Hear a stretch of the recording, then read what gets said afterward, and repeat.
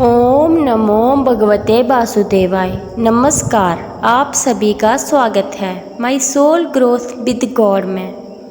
तो आज हम आपके लिए लेके आए हैं पुरुषोत्तम मास का चौथा अध्याय। तो जिन्होंने तीसरा अध्याय नहीं सुना है तो कृपया करके तीसरा अध्याय सुन लीजिए। तो चलिए आज की कथा को शुरू करते हैं और कथा में अंत तक जरूर बने रहिएगा। अधिक मास महात्म्य, चौथा अध्याय, मल मास का बैकुंठ में जाना और भगवान श्री हरि को अपनी व्यथा बताना। इसके बाद भगवान श्री नारायण बोले, हे नारद, भगवान श्री हरि ने जो शुभ वचन अधिक मास से कहे वह लोगों के कल्याण की इच्छा से हम तुमको कहते हैं, सुनो। बैकुंठ लोक में भगवान की अनेक प्रकार से स्तुतियाँ और बारंबार नमस्कार करने के पश्चात अधिक मास ने भगवान से कर्मबद्ध होकर निवेदन किया, हे नाथ, हे कृपानिधे, हे हरे, मेरे से जो बलवान हैं उन्होंने यह मलमास है। ऐसा कहकर मुझ दीन को अपनी श्रेणी से निकाल दिया है।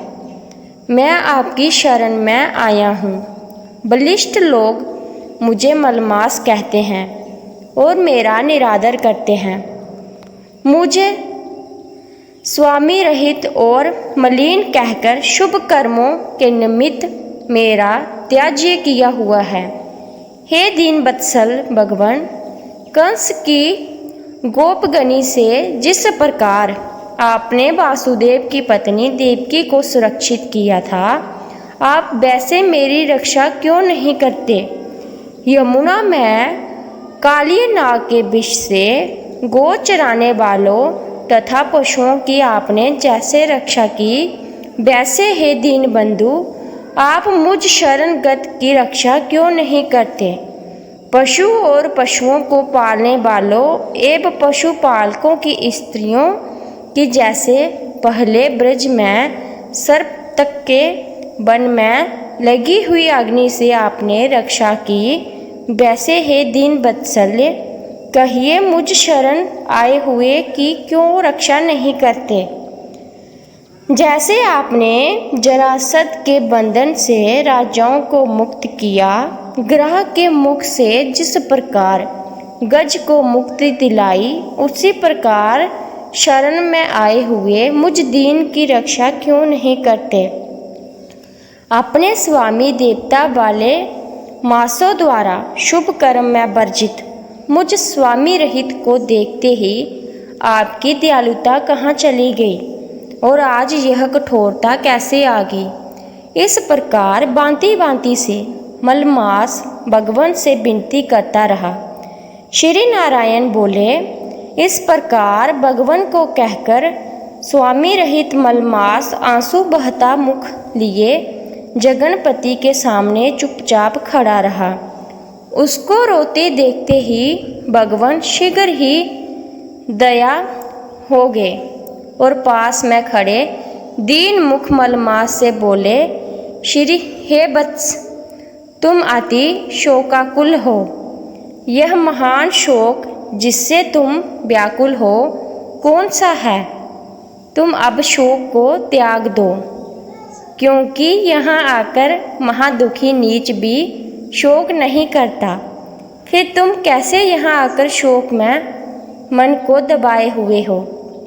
जहाँ आने से ना शोक होता है, ना कभी बुढ़ोती आती है, ना मृत्यु का भय रहता है। यहाँ हमेशा नित्य आनंद रहा करता है। इस प्रकार के बैकुंठ में आकर तुम कैसे दुखित हो? तुमको यहाँ पर दुखित देखकर बैकुंठवासी बड़े विस्मय को प्राप्त हो रहे हैं। हे वत्स, तुम कहो, इस समय तुम मरने की क्यों इच्छा करते हो? श्री नारायण बोले, इस प्रकार भगवान के वाक्य सुनकर बोझा लिए हुए आदमी जैसे बोझा रखकर श्वास प्रश्वास लेता है, इसी प्रकार श्वासोश्वास लेकर अधिक मास मधुसूदन से बोला, हे भगवान, आप सर्वव्यापी हैं, आपसे अज्ञात कुछ नहीं है। आकाश की तरह आप विश्व में व्याप्त होकर बैठे हैं। आप चर अचर सब में व्याप्त हो। आप सर्व साक्षी और विश्वदृष्टा हो तथा निरंजन निराकार रूप में सब प्राणी आप में ही निवास करते हैं। हे जगन्नाथ, आपके बिना कुछ भी नहीं है। क्या आप मुझ अभागे के कष्ट को नहीं जानते हैं? हे नाथ, मैं अपनी व्यथा को कहता हूँ। जिस प्रकार मैं दुख जाल से गिरा हुआ हूँ, वैसे दुखित को मैंने ना कहीं देखा है और ना सुना है। क्षण, निमेष, मुहूर्त, पक्ष, मास, दिन और रात सब अपने अपने स्वामियों के अधिकारों से सर्वदा बिना भय के प्रसन्न रहते हैं। मेरा ना कुछ नाम है, ना मेरा कोई अधिपति है और ना कोई मुझको आश्रय है। अंत क्षणाधिक समस्त स्वामी वाले देवों ने शुभ कार्य से मेरा निरादर किया है। यह मलमास सर्वदा त्याज्य है, अंधा है, गर्त में गिरने वाला है, ऐसा सब कहते हैं। इसी के कारण से मैं मरने की इच्छा करता हूँ, अब जीने की इच्छा नहीं है। जीवन से तो मरना ही उत्तम है। जो सदा जला करता है वह किस तरह सो सकता है? हे महाराज, इससे अधिक मुझको और कुछ कहना नहीं है। वेदों में आपकी इस तरह प्रसिद्धि है कि पुरुषोत्तम आप परोपकार प्रिय हैं और दूसरों के दुख को सहन नहीं करते हैं। अब आप अपना धर्म समझकर जैसी इच्छा हो वैसा करें। आप प्रभु और महान हैं। आपके सामने मुझ जैसे पामर को घड़ी घड़ी कुछ कहते रहना उचित नहीं है।